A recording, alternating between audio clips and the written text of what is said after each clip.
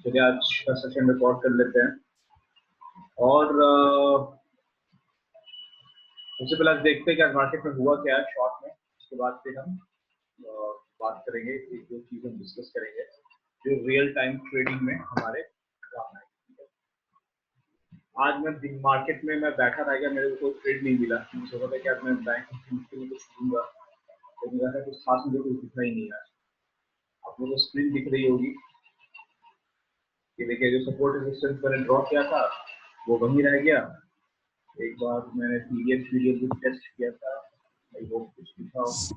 Sir कुछ बाहर का आवाज आ रहा है, हाँ इस टाइप का बाहर का आवाज आ रहा है। एक मिनट होल्ड कीजिएगा,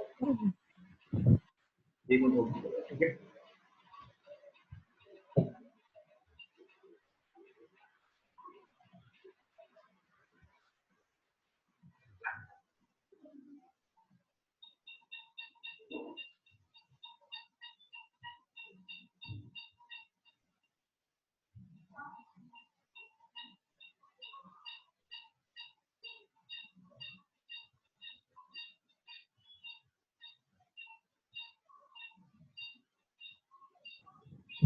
सर नीरज सर का माइक ऑन है।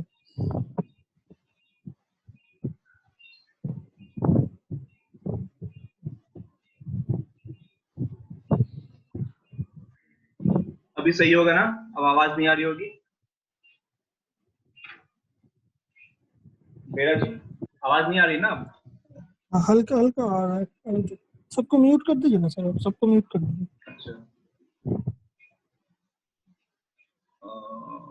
त्रिपाठी सर आप म्यूट हो जाइए खुद से। मैं सबको क्या म्यूट करूं? हाँ चलिए, त्रिपाठी सर को मैंने म्यूट कर दिया, शायद वो है नहीं। अब आवाज अब सही आ रही होगी आवाज, राइट? हाँ सर ठीक है। सही है, ठीक है। देखिए अगर आज जो है मैंने जो है अपना ट्रेड करने की कोशिश करी कि मुझे कुछ दिखा नहीं आज, तो आज मैंने ट्रेड दिया नहीं। लेकिन मैंने इस बात पर ध्यान नहीं दिया था कि मैं आरटीएसपी को ज्यादा मैंने इंपॉर्टेंस दिया नहीं था। ये बोलिए मैं फोकस नहीं था।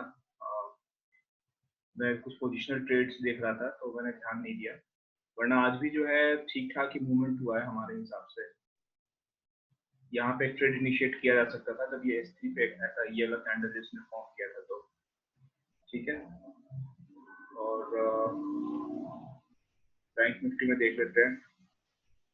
बैंक निफ्टी में आज कुछ ट्रेड था ही नहीं, आज मैंने कुछ दिया ही नहीं। एनीवेज आज ये क्रूड ऑयल का देख लेते हैं। आप लोग लाइव ट्रेडिंग टाइप से कुछ देखने की कोशिश करते हैं। क्रूड ऑयल में आप लोग को कहीं कुछ दिख रहा है कोई ट्रेड? अगर कोई ट्रेड बनता है तो बताइए। यहाँ से भी बाई साइड हम जा सकते हैं ना क्रूड ऑयल में? आप लोग को दिख रहा है यहाँ से बाई साइड जाया जा सकता है। ये जो फर्स्ट कैंडल है इसका हाई यहाँ पे एक बार ब्रेक होने की कोशिश की थी, यहाँ से इसने रेजिस्टेंस ले लिया था। अब ये ब्रेक कर रहा है हाई, फर्स्ट कैंडल इसके आज के हाई को ब्रेक कर चुका है लगभग। तो पूरे चांसेस है कि ये 8 तक जा सकता है। तो यहाँ पे आप बाई इनिशिएट कर सकते हैं अगर आपको ट्रेड करना है क्रूड में। तो क्रूड में ट्रेड करना हमेशा अच्छा होता है अगर आप करना चाहते हैं। वैसे बाई तो यहाँ पे भी बन रहा था, यहाँ पे देख रहे हैं सेम सर कैंडल यहाँ पे वीक दिखा दिया, ऊपर से वीक दिखा दिया। ऊपर से कर, कोई दिक्कत नहीं है। अभी अभी इस EMA 21 के पास आने दीजिए, 5 मिनट कैंडल कर लीजिए। इतनी जल्दी थोड़ी घबरा रहे हैं। तो अभी तो बाई करना भी ना, थोड़ा सा इस लेवल के आसपास में बाई करेंगे। यहाँ पे बाई करेंगे 2885 पे 10 पॉइंट और नीचे ही करेंगे बाई। यहाँ पे एक बाई बन रहा था, ठीक है। अगर यहाँ हम बाई करते हमारा स्टॉप लॉस क्या होगा? यहाँ पे स्टॉप लॉस होगा, राइट। और हमारा टारगेट क्या होगा? 83 टारगेट होगा। देखते हैं वहां तक जाता है कि नहीं, ठीक है। इस बीच में नेचुरल गैस देख लेते हैं। अगर नेचुरल गैस में आपको ट्रेड करना है तो नेचुरल गैस में अभी क्या दिख रहा है? अभी natural gas overall natural gas बहुत बढ़िया अप ट्रेंड में, अगर आप इसको जाने तो। अभी तो करेक्शन फेज में। अगर नेचुरल गैस में आप ट्रेड करना चाहें तो इसमें क्या क्या पॉसिबिलिटी है, तो कोशिश करते हैं देखने की।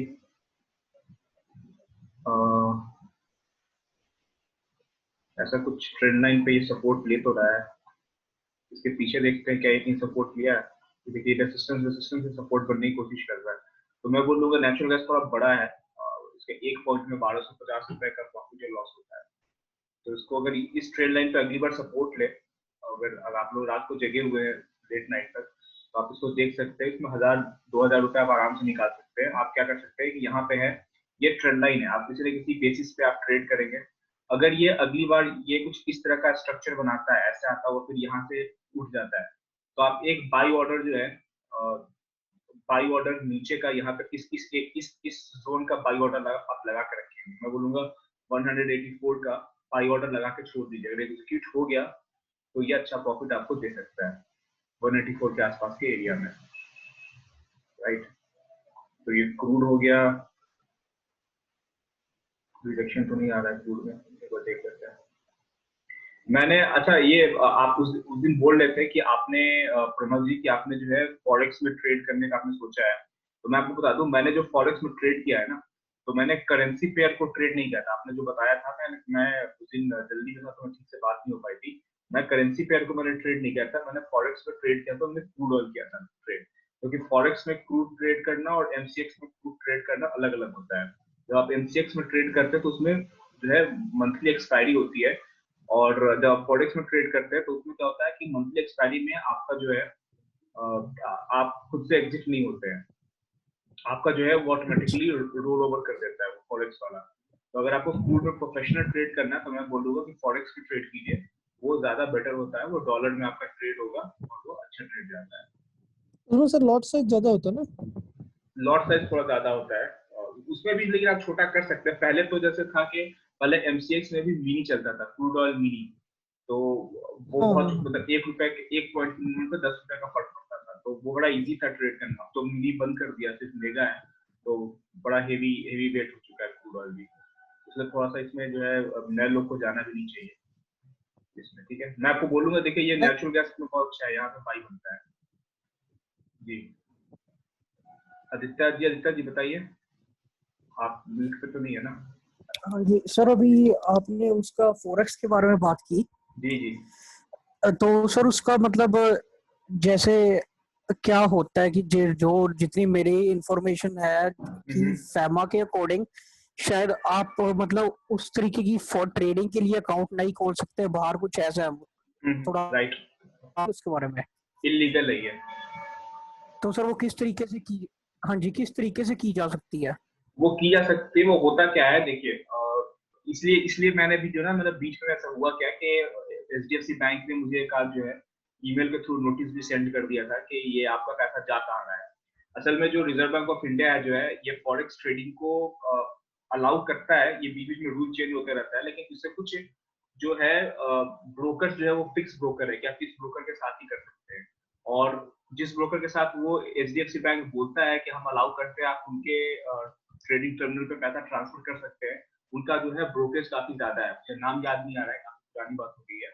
जो छोटे मोटे जो ब्रोकर है, जैसे कि आपको trading.com में जो ब्रोकर दिखते हैं, उसमें अगर आप पैसा ट्रांसफर करते हैं तो कभी कभी जो है आपका बैंक ऑब्जेक्शन लगाएगा, कभी कभी नहीं भी लगाएगा, लेकिन करते ही इंडिया में भी लोग करते ही है ट्रेड, ऐसी कोई बहुत बड़ी दिक्कत नहीं है। लेकिन ये अभी इलीगल है इंडिया में, आप जो है इस पे मनी लॉन्ड्रिंग टाइप से कुछ केस वेस भी हो सकता है अगर आप पकड़ेंगे बीच में तो, और बार बार वार्निंग देने के बाद भी अगर आप ट्रेड करते हैं या पैसा ट्रांसफर करते हैं इसमें तो। ठीक तो है सर अदिता इसमें फिर वो जी। कैसे किया जा सकता है? अभी जैसे ये बात कर रहे थे ना कि उस इंटरनेशनल मार्केट में हाँ कि हाँ डॉलर्स में ट्रेड हुआ, तो हाँ हाँ, प्रैक्टिकली वो चीज कैसे पॉसिबल है? वो होती है। जैसे कि एग्जांपल लीजिए, आप जब अकाउंट खोलेंगे ना, तो आपका जो रिप्रेजेंटेटिव होगा वो, जैसे जीरोधा का रिप्रेजेंटेटिव होता है, वैसे वो रिप्रेजेंटेटिव यूरोप में होते हैं जनरली, वो नॉर्वे साइड के प्लेटफॉर्म है, तो वो आपको कॉल करेंगे और वो आपको पूरी मदद करेंगे। वो जैसे मेरा जिसने अकाउंट खोला था वो था इंडियन ही, ठीक है। उसने फिर मुझसे कहा कि आप कौन सा बैंक से पैसा ऐड करें, मैंने कहा एचडीएफसी बैंक से। तो उसने पूरा प्रोसेस बताया पैसा ऐड करने का कि आपको जो है कैसे पैसा ऐड करना है। तो उसने रुपी, उसने डॉलर में ऐड करना था, तो कन्वर्जन रेट बताया कि अभी जो है हमारा प्लेटफॉर्म जो है ये कन्वर्जन रेट दे रहा है। तो अगर 60 रुपए चल रहा था तो उसने कहा कि हम 62 रुपए पे ले रहे हैं पैसा, तो उसके हिसाब से वो पैसा आपके अमाउंट से डिडक्ट करके और आपके ट्रेडिंग अकाउंट में डाल देगा। ऑल राइट, और कल को मान लो अगर आप उस चीज को रिडीम करते हो पैसों को, हाँ हाँ तो भी वैसा ही प्रोसीजर होगा कि डायरेक्टली आपके बैंक में आते हैं, कुछ ऐसा? हाँ, बैंक में आ जाएगा आपकी, जैसे आप विड्रॉल रिक्वेस्ट डालते हो तो आपके बैंक में आएगा, लेकिन जो उसका कन्वर्जन रेट हो, क्योंकि आएगा भी तो वो डॉलर में आएगा, वो प्लेटफॉर्म जो है आपका ट्रेडिंग प्लेटफॉर्म डॉलर में भेजेगा, लेकिन वो क्रेडिट होगा आपके अकाउंट में रुपीज में। तो उस वक्त जो भी डॉलर का रेट चल रहा होगा उससे थोड़ा बहुत ऊपर नीचे में आपका जो है वो कन्वर्ट होकर आपके अकाउंट में आ जाएगा। ठीक है, मतलब जो उनका बिड आस्क स्प्रेड चल रहा होगा उसी बेसिस पे वो सब कुछ लेंगे। बिल्कुल, बाकी सब कुछ सेम होता है, जैसे जीरोधा में आप ट्रेड करते हैं वैसे उसमें भी आप ट्रेड करेंगे फॉरेक्स में भी। Okay okay. और उसमें लॉट साइज सिर्फ अलग होता है, जैसे उसमें मेगा होता है, मिनी होता है और माइक्रो होता है। तो आप चाहे तो बहुत ही छोटे लॉट में भी आप ट्रेड कर सकते हैं। लेकिन होता क्या है कि जो फॉरेक्स का जो ब्रोकरेज है और प्लस जो डॉलर से रुपीज का कन्वर्जन रेट है, वो सब अगर आप मिला दें तो प्रॉफिट बहुत कम ही आता है। फॉरेक्स में अगर ट्रेड करना है तो थोड़ा लॉन्ग टर्म ट्रेड कीजिए, मतलब बहुत ही स्कैल्पिंग टाइप से अगर आप उसमें ट्रेड करेंगे तो कुछ प्रॉफिट आता नहीं है, क्योंकि बहुत ज्यादा उसमें आपका ब्रोकरेज में चला जाएगा और प्लस जो बचेगा वो कन्वर्जन रेट में चला जाएगा, क्योंकि वो जो है अपना जो है जो ट्रेडिंग प्लेटफॉर्म है वो जो है अपना मार्जिन लेकर चलते हैं कि जो डॉलर वैल्यू में जो ऊपर नीचे हो तो वो हमेशा प्रॉफिट में निकलेंगे। बिल्कुल सर, बिल्कुल। ठीक है, तो ये देखिए आप लोग ट्रेड कीजिए। आज तो निफ्टी बैंक निफ्टी का मेरे हिसाब से तो अच्छा दिन था नहीं, मुझे कुछ ट्रेड मिला नहीं तो मैंने किया नहीं। वैसे ट्रेड किया जा सकता था, जैसे बैंक निफ्टी में देखिए तो हमारा जो लेवल है, मैंने यहाँ पे बाई करने का सोचा था, लेकिन ज्यादा वॉल्यूम से गिरा था नीचे तो मैंने फिर बाई किया नहीं था। देखिए यहाँ बाई किया जा सकता था यहाँ पे। ठीक है, तो हाँ, फॉरेक्स ट्रेडिंग की बात हो गई। आप ये प्रणोद जी है, ये करने वाले हैं, तो आप लोगों से किसी को फॉरेक्स ट्रेडिंग करनी है तो प्रणोद जी अपना अकाउंट खोल रहे हैं, आप उनसे सहायता ले सकते हैं, वो आपको बता देंगे कि कैसे कैसे क्या क्या करना है। ठीक है, मैं आपको जो है अब जो है दो चार चीजें बताता हूँ जिसके बेसिस पे आप जो है ट्रेड करेंगे। ठीक है, एक मिनट होल्ड कीजिए। जो चार्ट पैटर्न है वो चार्ट पैटर्न मैं आपको बता रहा था, ये मैं डिस्कस कर चुका हूँ, अगर आप लोग को याद हो तो। और इसके पहले जो क्लास हुई थी उसमें मैंने डिस्कस कर लिया था। तो देखिए जो मोस्ट ऑफ द चार्ट्स होती हैं वो 3-4 चार्ट आज मैंने निकाल कर रखा है डिस्कस करने के लिए। ये चार्ट, ठीक है, ये चार्ट देख के, ये चार्ट देख, अगर ये चार्ट आपको अगर याद है बिल्कुल, ये स्ट्रक्चर आपको समझ में आ चुका है, तो आपको निफ्टी बैंक निफ्टी में हफ्ते में 2-3 बार ये स्ट्रक्चर आपको देखने को मिलेगा, राइट। और ऐसा स्ट्रक्चर आपको देखने को मिले तो आप हमेशा जो है एक ट्रेड इनिशिएट करेंगे। ये जो लाइन है, अगर आपको ये चीज अगर समझ में नहीं आ रही है तो ये जो लाइन है ये सपोर्ट का लाइन, इसमें जो राइटर है उसने ये सपोर्ट का लाइन जो है ड्रॉ करके रखा हुआ है। ये मैं एक बुक पढ़ रहा था, मुझे 2-4 चार्ट का स्ट्रक्चर देख के ऐसा लगा कि ये असल में है, ये फॉरेक्स का चार्ट है, लेकिन असल में ये जो स्ट्रक्चर है ये ये कोई भी किसी भी कंट्री का जो ट्रेडर्स होते हैं वो सब कंट्री के एक ही होते हैं, चाहे यूरोप के ट्रेडर हो, इंडिया के हो, चाहे यूएस के ट्रेडर हो, सब जो भीड़ की मानसिकता जो होती है वो सेम होती है। तो ये स्ट्रक्चर जो है वो हमेशा जो है हमें देखने को मिलता है। ठीक है, ये देख रहे हैं आप, एक तरह से यहाँ पे अगर एक तरह से देखें, यहाँ पे ये डबल टॉप यहाँ पे बना हुआ है, यहाँ पे एक रिजेक्शन है प्राइस का, उसके बाद अगला रिजेक्शन यहाँ पे है। अगर यहाँ पे अगर आप नहीं ले रहे, ट्रेड इनिशिएट नहीं कर रहे, अगर इस लेवल पे अगर मेरे से पूछिए, अगर पीक आवर चल रहा है मार्केट का तो मैं इसी एरिया में शॉर्ट कर दूंगा। अगर यहाँ पे थोड़ा सा मुझे प्राइस का रिजेक्शन ये कैंडल पे दिख रहा है और फिर ये कैंडल जो है, ये कैंडल प्राइस को अगर स्टॉल कर रहा है और फिर अगली बार जब इस लेवल पे आता है प्राइस, तो मैं कुछ भी EMA21 R3 S3 पीरियड कुछ नहीं लिखूंगा, मैं इसी एरिया में शॉर्ट कर दूंगा। यहाँ पे इस रेड कैंडल के टॉप के आसपास के एरिया में मैं कहूंगा यहाँ शॉर्ट करके छोड़ देता हूँ, और जो है इसके जस्ट ऊपर का एक पॉइंट ऊपर का स्टॉप लॉस लगा के छोड़ देता हूँ। तो ये बहुत ही एग्रेसिव ट्रेडिंग है, और ये ट्रेडिंग वो ट्रेडिंग है जिसमें जो है आप ये सोचते हैं कि मेरा अगर 8 बार में स्टॉप लॉस हिट होता है तो मुझे कोई फर्क नहीं पड़ता है, क्योंकि 2 बार का जो प्रॉफिट होता है वो बहुत हेवी प्रॉफिट होता है, राइट। तो जब आप बिल्कुल ही, आपको जब एक्सपीरियंस हो जाएगा, जब आपको आपके अंदर से फीलिंग आने लगेगी, तो आप जो है, ये बुक वाला भी देखिए यहाँ पे शॉर्ट करने को बोल रहा है, लेकिन मैं बोल रहा हूँ कि आप एक कदम और आगे बढ़िए, आप यहीं पे शॉर्ट कर दीजिए। क्यों? क्योंकि यहाँ आपका स्टॉप लॉस काफी नजदीक है। ठीक है, इस चीज को अगर मैं अभी लाइव मार्केट में अगर देखूं, देखो हर चीज को लाइव मार्केट में कर लेना ज्यादा सही है, तो वो चार्ट पे से देख के, तो देखिए अगर यहाँ पे मुझे निफ्टी बैंक का है ना, तो ये निफ्टी बैंक का चार्ट ओपन है। अब ये देखिए, अगर जो मैं बात बताने जा रहा हूँ मैं ये बात बता रहा हूँ, ये 5 मिनट का चार्ट है। तो ये देखिए, ये जो कैंडल है, ये कैंडल यहाँ पे ऊपर प्राइस का रिजेक्शन दिखा रहा है। अगर मार्केट ऑन रहती, अगर मान लीजिए ये 3:30 बज चुका है, अगर मार्केट चल रही है, तो मैं इस एरिया में देखिए सब लोग बाई करने की सोचेंगे, राइट। सब लोग सोचेंगे कि मैं यहाँ बाई करता हूँ, हो सकता है यहाँ तक प्राइस आए, या देखिए अब यहाँ पर प्राइस का रिजेक्शन है, अब ऊपर जा रहा है, प्राइस का रिजेक्शन है वो ठीक है, लेकिन आप मेरा कैंडलस्टिक पैटर्न का अगर आप वीडियो देखेंगे तो उसमें मैंने क्या कहा है कि एक कैंडल जो होती है उस कैंडल का इंपॉर्टेंस बहुत देर तक नहीं होता, जब अगली कैंडल फॉर्म हो जाती है तो फिर उसका इंपॉर्टेंस धीरे धीरे कम होने लगता है। तो यहाँ पर बाई बन रहा है, लेकिन अब यहाँ पर जब आप आ चुके हैं, जब यहाँ पे है और अज्यूम किया जाए कि मार्केट ऑन है, तो अगर मेरे से अगर कोई कहे कि तुमको एक ट्रेड इनिशिएट करना है, मतलब नहीं करना है कोई ऑप्शन नहीं है, आपको ट्रेड लेना है, बाई करो या सेल करो, लेकिन कुछ करो, तो आप क्या करना पसंद करेंगे? तो अगर आप इस एरिया में अगर आप बाई करते हैं तो आपका स्टॉप लॉस कहाँ होगा? यहाँ पे स्टॉप लॉस होगा, राइट? या ये एक्चुअल स्टॉप लॉस यहाँ पे होगा, और नहीं तो एक स्टॉप लॉस आप यहाँ पे भी दे सकते हैं। ये जो एक रेंज बना था इसके नीचे का स्टॉप लॉस दे सकते हैं, ठीक है? देखिए इसके पहले कि मैं आगे बढ़ूँ, मैं अब आपको जो जितनी चीजें बता रही हूँ वो बता रहा हूँ, मैं वो सब अपने दिमाग की थिंकिंग बता रहा हूँ, ठीक है? आप चाहे तो आप इससे डिसएग्री कर सकते हैं, लेकिन मैं ये चाहता हूँ कि आप इस तरह से ही जो है ना रैंडम एनालिसिस कीजिए कि क्या क्या पॉसिबिलिटी है, राइट? बहुत ही रैंडम तरीके से सोचिए कि क्या क्या पॉसिबिलिटी यहाँ पे है, और सिर्फ और सिर्फ अपने रिस्क को और रिवॉर्ड को देखिए। मैं ये नहीं बोल रहा हूँ कि यहाँ पर ट्रेड बनता है, मैं बोल रहा हूँ कि अगर कोई आपको बोले कि नहीं ट्रेड लेना ही लेना है तो आप क्या करेंगे? तो मेरे दिमाग में अगर यहाँ पे अगर बाई साइड का ट्रेड देखूं मैं, तो मुझे यहाँ पे अगर मैं बाई करता हूँ तो लॉजिकल स्टॉप लॉस जो है वो यहाँ पे है, लेकिन एक जो स्टॉप लॉस जो है, अगर मुझे स्टॉप लॉस इतना लंबा मैं नहीं ले सकता, मेरा रिस्क रिवॉर्ड मुझे जो है परमिशन नहीं दे रहा, तो एक स्टॉप लॉस यहाँ लेकर मैं बाई कर सकता हूँ यहाँ तक के लिए। लेकिन अगर मेरे से पूछा जाए कि आप क्या करोगे, तो मैं यहाँ पर सेल करूंगा। है ये अप ट्रेंड में, यहाँ से नीचे से प्राइस का रिजेक्शन है, लेकिन प्राइस रिजेक्शन के बाद में कितना अच्छा शार्प रैली इसने दे दिया है यहाँ पे, राइट? देखिए कितना बढ़िया जो है 70 डिग्री से ऊपर का एंगल से ऊपर जा चुका है। तब अब यहाँ से अब मुझे पूरी संभावना लग रही है कि ये प्राइस के रिजेक्शन के बाद में जितना इस रिजेक्शन में दम था, ये पूरा दम ये यहाँ तक निकाल चुका है। अब यहाँ से क्या होगा, यहाँ से अगर आप बाई करते हैं तो संभावना कम है ऊपर जाने की। एक बार मैं वॉल्यूम एनालिसिस भी कर लूं, क्या कहीं वॉल्यूम दिख रहा है? तो ये इंडेक्स है तो वॉल्यूम दिखेगा ही नहीं, एनीवेज वॉल्यूम छोड़ दीजिए। तो मैं यहाँ पे सेल करूंगा। उसका रीजन क्या है? रीजन समझिए कि यहाँ पे आप सेल करते हैं तो आपका स्टॉप लॉस क्या होगा? आपका स्टॉप लॉस इसी के ऊपर का होगा। और इस चार्ट को देख के मुझे पूरी उम्मीद है कि कल जो है अगर कोई न्यूज नहीं आया, नॉर्मल सा मार्केट में अगर मूवमेंट रहा, तो ये इसका हाई ब्रेक नहीं किया, अगर मतलब नॉर्मल न्यूट्रल मार्केट ओपन होता है तो इसको जाना नीचे ही दोबारा वापस।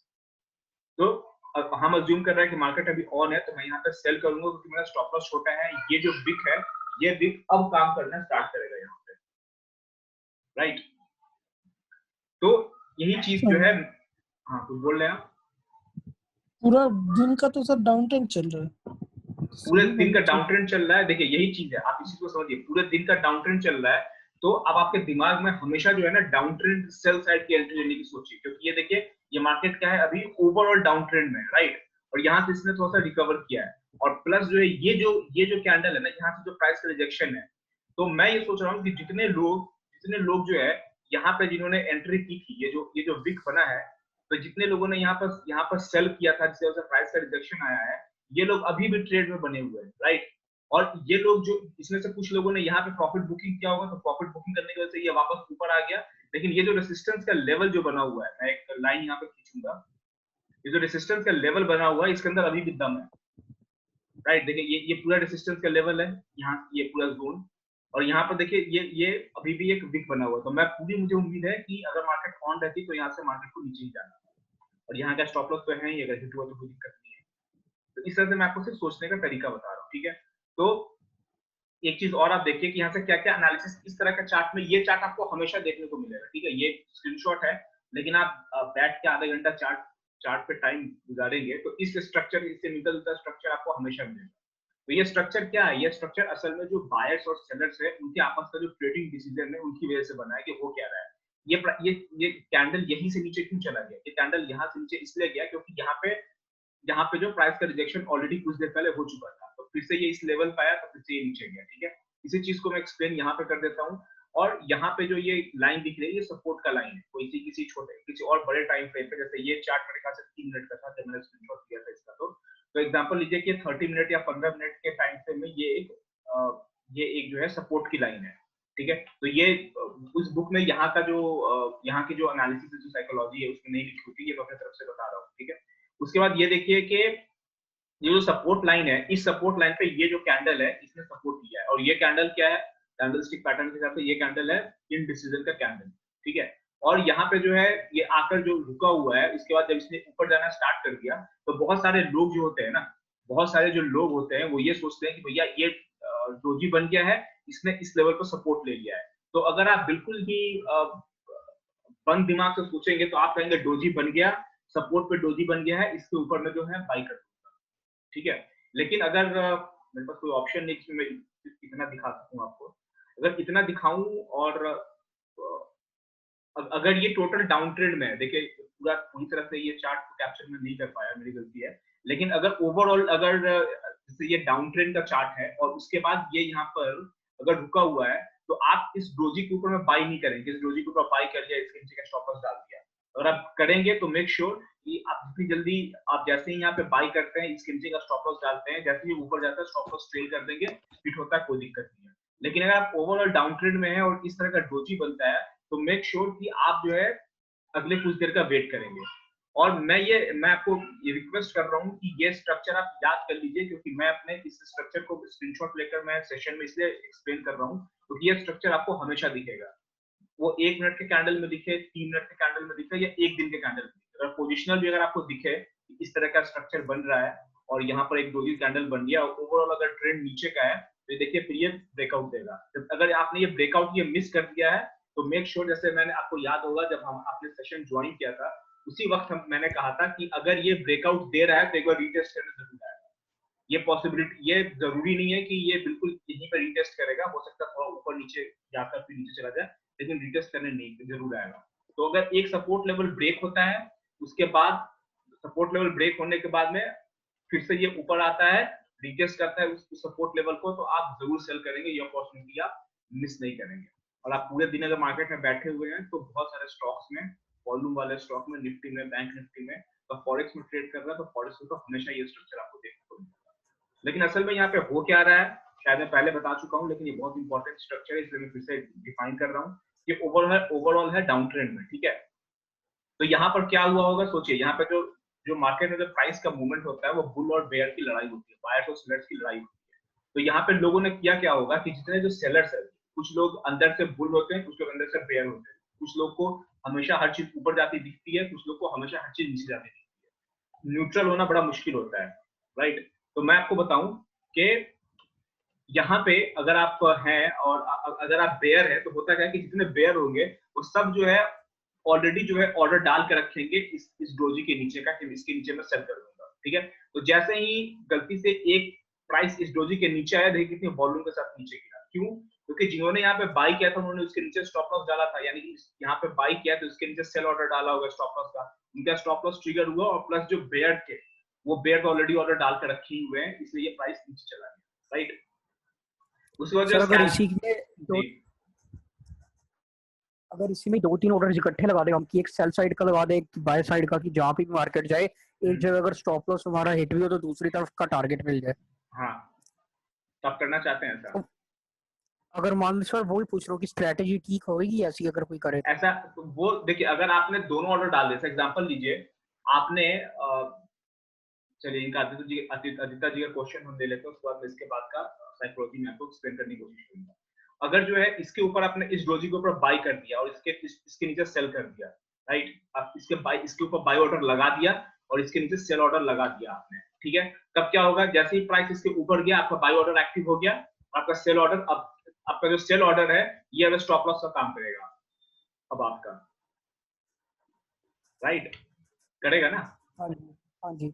एक बाई ऑर्डर लगा हुआ है, एक सेल ऑर्डर लगा हुआ है। अगर बाई एक्टिवेट हो गया तो ये सेल ऑर्डर जो है वो अपना स्टॉप लॉस का काम करेगा। ये यहाँ पर सेल ऑर्डर भी एग्जीक्यूट हो गया, तो बाई भी एग्जीक्यूट हो गया, स्टॉप लॉस भी हिट हो गया, आप ओवरऑल लॉस में निकले। और लॉस क्या हुआ, ये कैंडल का जो साइज है यही आपका लॉस हुआ, ठीक है। तो ये सब चीज आप प्रैक्टिकल करके देखिएगा, इसके ऊपर बाई कर लीजिए, इसके नीचे सेल कर लीजिए, दोनों ऑर्डर लगा दीजिए। मैं बोलता हूँ कि उसके ऊपर बाई ऑर्डर लगा दीजिए, इसके नीचे सेल ऑर्डर लगा दीजिए, लेकिन जैसे ही बाई ऑर्डर एग्जीक्यूट हो और प्राइस ऊपर जा चुका है, वैसे इस जो सेल ऑर्डर था यहाँ पे ये आपका स्टॉप लॉस का काम कर रहा है, इसको आप एडिट करके आप यहाँ पे रख दीजिए, तो ये तुरंत जो 1-2 मिनट के अंदर ही आपका स्टॉप लॉस हिट हो जाएगा। लेकिन डोंट वरी, आपने जो सिर्फ एक ट्राई किया प्रॉफिट निकालने का, नहीं निकला, फर्स्ट कॉस्ट ऑफ एग्जिट हो गए, लेकिन स्टॉप लॉस को यहीं पर रखे नहीं रहिए आप। अगर आप इंट्राडे प्योर इंट्राडे ट्रेडर बनना चाहते हैं और प्योर इंट्राडे में आप जो है अपना करियर बनना चाहते हैं तो ठीक है, तो ये आपको रीजन समझ में आया कि एक जो वैलेंट जो बहुत ही स्पीड के साथ में जो फॉल आया वो क्यों आया, क्योंकि जिन्होंने बाई किया था यहाँ पे स्टॉप लॉस था, और जो इनका स्टॉप लॉस ट्रिगर हुआ इसलिए प्राइस नीचे आया, और प्लस न्यू सेलर एंटर तो यही थे यहाँ पे, राइट। उसके बाद क्या हुआ होगा ये सोचिए, जब यहाँ पे आया होगा तो जितने स्कैल्पर है जिन्होंने यहाँ पे सेल किया हुआ है वो तुरंत प्रॉफिट बुकिंग भी करेंगे यहाँ पे, राइट, क्योंकि वो कहेंगे भाई यहाँ सेल, और वो क्या करते हैं यहाँ पे सेल ऑर्डर, और अगला जो है स्टॉप लॉस जो अपना अपना बाई ऑर्डर यानी कि एग्जिट ऑर्डर यहाँ पे लगा कर रखते हैं, ठीक है। और जो स्कैल्पर होते हैं वो ह्यूज क्वांटिटी में ट्रेड करते हैं, वो बहुत फास्ट ट्रेड करते हैं, उन्होंने यहाँ पे प्रॉफिट बुकिंग स्टार्ट कर दिया, ठीक है। और ये प्राइस का इतने नीचे आने का रीजन ये भी है कि जब स्टॉप लॉस शिफ्ट होता है ना, आप लोगों से कोई न्यूज पे नहीं है,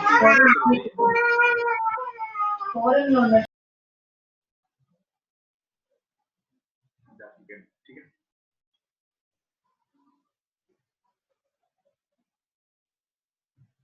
एक मिनट होल्ड कीजिएगा आप लोग।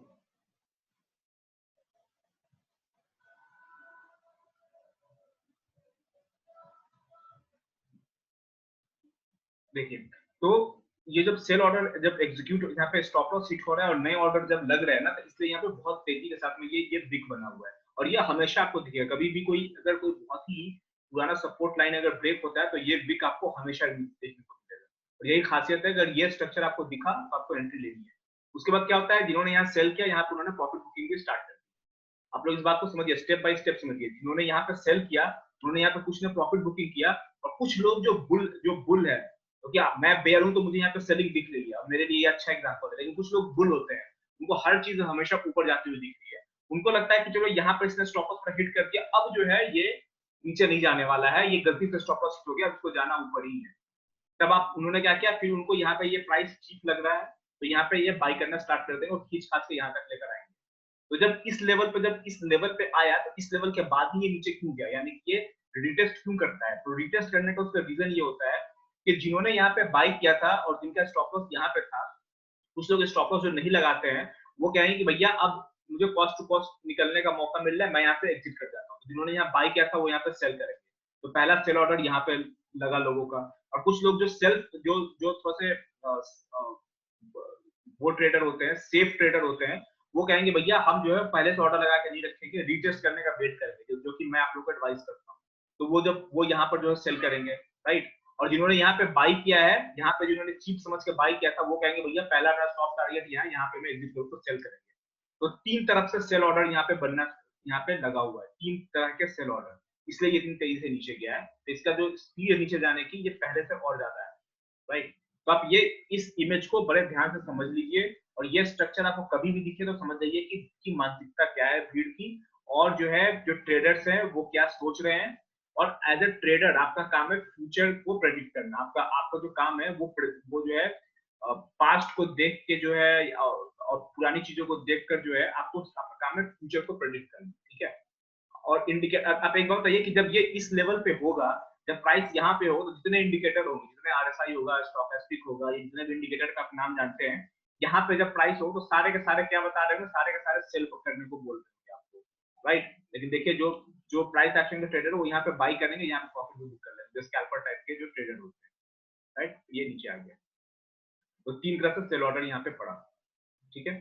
तो इस तरह से आप सोचेंगे, इंडिकेटर बेस्ड इसलिए ट्रेडिंग नहीं करनी चाहिए, क्योंकि यहाँ पे सारे इंडिकेटर, दुनिया के जितने इंडिकेटर है सब के सब यहाँ पे आपको सेल करने को बोलेंगे, क्योंकि ये बहुत नीचे आ चुका है। लेकिन ये देखिए फिर ये ऊपर आ गया, फिर नीचे आया, ठीक है। तो इसलिए आप प्राइस एक्शन के ट्रेडर बनिए, आप देखिए कि कहाँ पे जो है आपका प्राइस का रिजेक्शन है, कहाँ पे एक्सेप्टेंस है, और कहाँ पे बायर सेलर ज्यादा एक्टिव है, कहाँ पे ज्यादा जो है ऑर्डर पड़ रहे हैं। और फिर से आप यहाँ पे वॉल्यूम को इंक्लूड करेंगे तो आप देखेंगे कि यहाँ पे इस एरिया में वॉल्यूम कम है, जब जैसे ही प्राइस यहाँ पे पहुंचा है बहुत ज्यादा वॉल्यूम कैंडल बहुत बड़े बड़े बनने शुरू हो गए, ठीक है।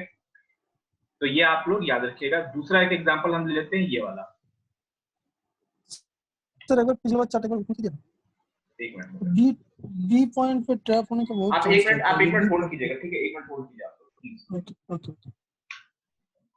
Hello, yes yes.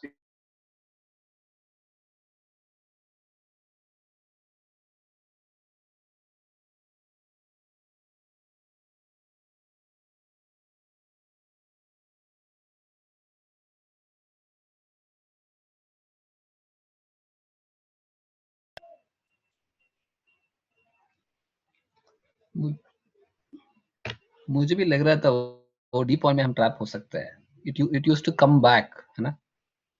हाँ, बी पॉइंट पे सब बाई करेगा ना, सपोर्ट पे धोजी बना तो कंफर्म बाई होगा.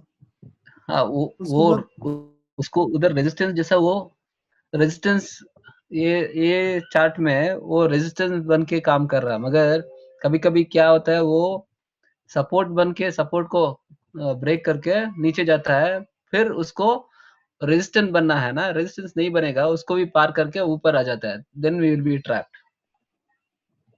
नहीं, हम डी पॉइंट के बाद नहीं बोल रहे, हम बी, ए के बाद जो होते बी. बी पॉइंट, अच्छा ठीक है. हाँ, बी पॉइंट जो सपोर्ट पे धोजी बना ना, धोजी के बाद अच्छा एक अच्छा, ग्रीन कैंडल बन गया था, तो एकदम श्योर शॉट बाई बन जाएगा. वो इनसाइड कैंडल के बारे में बोल रहा है. हम्म.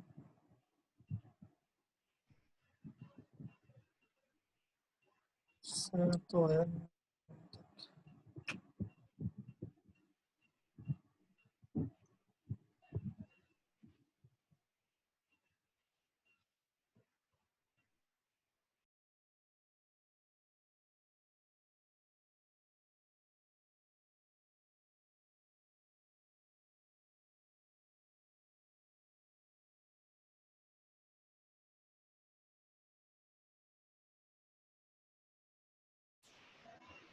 आज किसी ने ट्रेड किया?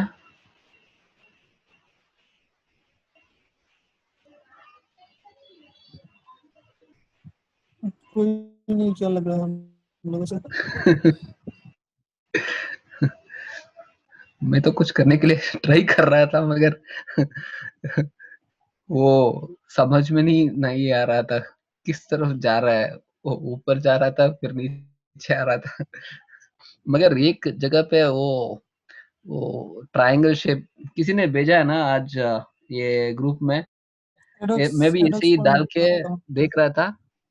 अ, तब थोड़ा लग रहा था, अच्छा उसको पार करके ऊपर जाएगा, बल्कि ऐसे ही हुआ. Exactly at around 2 o'clock, 2:10, with 2 to 2:10 में. किसी ने कोई ऐसा ट्रेड ट्राई किया कि जैसे ही S3 के पास आए, ठीक है, उस एरिया में बाय करे और बिना स्टॉप लॉस लगाए. तो सपोज अगर आप पुराने चार्ट्स भी देखोगे तो S3 से ज्यादा नीचे नहीं जाता, उससे ऊपर ही उठता है. किसी ने वैसा कुछ करेक्ट ट्राई किया करेक्ट. करने का? ये स्टॉप, स्त्री हाँ R3 हम के किए, अंदर ही हम था बहुत ये बार तो. किए. हाँ जी सर बिल्कुल. का और वो हिसाब से, सर जो बोलता है ना स्त्री आर्थिक पे ट्रेड करो, हम लोग हम्म मतलब मेरा पर्सनल जो व्यू है, मैं बहुत चेक कर लिया, 2 महीने से चेक कर रहा हूँ डेमो हम्म में. तो सर का लेवल एकदम परफेक्ट काम करता है. स्त्री आर्थिक पे काम कीजिए, और बिल्कुल हम लोग बिल्कुल बिगिनर है ना, ज्यादा रिस्क नहीं ले पाते. तो एग्जैक्टली. सही है. स्त्री आर्थिक पे स्टॉप लॉस एकदम बहुत छोटा होता है. स्टॉप लॉस छोटा होता है. साथ में अगर आप ध्यान से देखोगे ना, पर्टिकुलरली R3 की तो मैं नहीं कहूंगा, because it's a trending market. जब मार्केट हम्म. ऊपर जा रही है, एक बार R3 को क्रॉस करने के बाद स्टिल अब वो बहुत ऊपर जाती है. बट अगर आप करेक्ट करेक्ट. पर्टिकुलरली S3 को देखोगे ना, S3 की लाइन अगर वहां पे आता है या उसको नीचे की तरफ ब्रेक भी करती है, तो वहां से बड़ी जल्दी रिकवर करके दोबारा जोन के अंदर आ जाती है. हम्म. हाँ, अभी अभी मार्केट जो है वो बुलिश था ना आजकल, तो इसलिए ऐसा लग बिल्कुल. रहा है. If it becomes bearish, S3 को पार करने के बाद वो नीचे भी जा सकता है बहुत दूर नीचे तक. जा सकता है. फिर वो चीज वो रिवर्स हो जाएगी कि R3 पे अच्छे रेजिस्टेंस आएगी हाँ और सही है. S3 जैसे ही क्रॉस करे फिर डाउनफॉल आएगा. Correct correct correct. मगर प्रॉब्लम ये है कि ये बहुत बारी रकम रखना पड़ेगा ये फ्यूचर्स में ट्रेड करने के लिए. ऑप्शन हाँ, में करो ये यार. तो है. ऑप्शंस तो कुछ मैं पैसा. आज ट्राई किया. वो मैं खरीदने के बाद भाव जो है वो घटता ही रहा. Then I thought okay let me exit. Then सोचा अच्छा ठीक है मैं रुकता हूँ. थोड़ा देर रुकने के बाद it it gave me around 5 points additional. Then I exited. चलो, at least you exited cost to cost. मैं तो आज कौन मैं सा बताता स्ट्राइक हूँ चूज कौन किया सा था, किया एट द आज. मनी के करीब वाला या कैसा? मैं आज 1 मिनट बताता हूँ मैं कौन सा कर रहा था आज.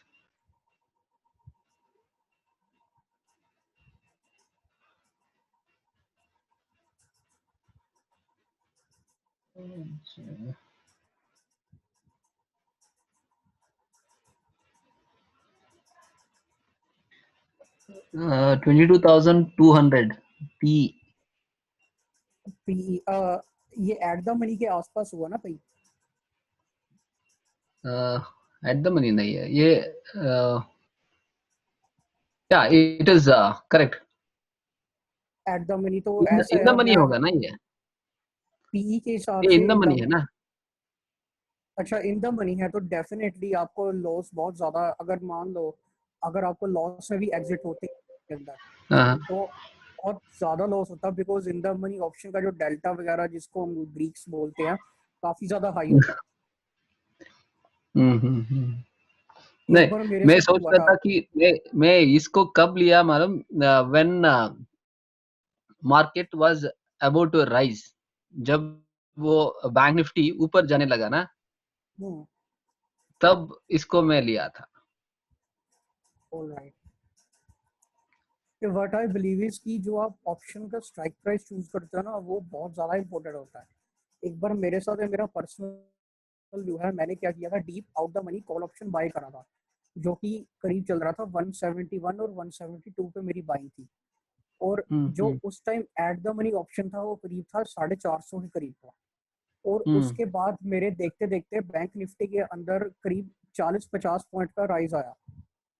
हम्म ठीक है, उस राइज के बाद जो एट द मनी था वो तो करीब 60-70 अप गया, बट जो हम्म मेरा 171 पे खरीदा हुआ था वो सिर्फ ही 177 या 8 पे गया और मैं उसमें just coast to coast exit हो गया था।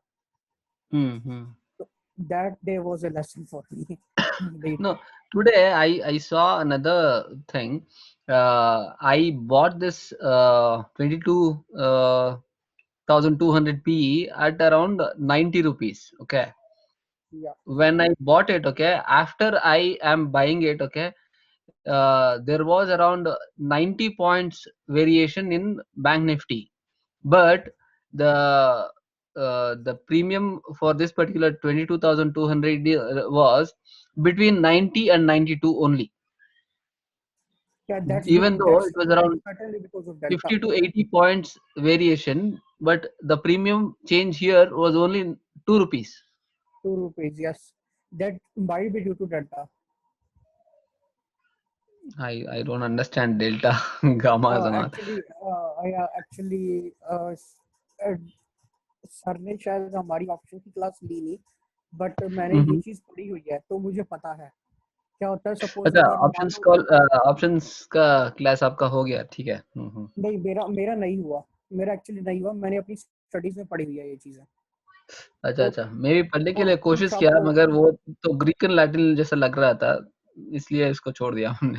हाँ, आप सीधा सिर्फ ये जितनी मेरी इंफॉर्मेशन है सीधा ये देखा कीजिए कि डेल्टा कितना है, कि suppose and delta always ranges from -1 to कहाँ देखते हैं +1। डेल्टा को? ये मैं तो जब ट्रेड करता हूँ उसके साथ में एक वो क्या नाम है उसका, आ, एक वेबसाइट है बुल करके, 1 मिनट वेट,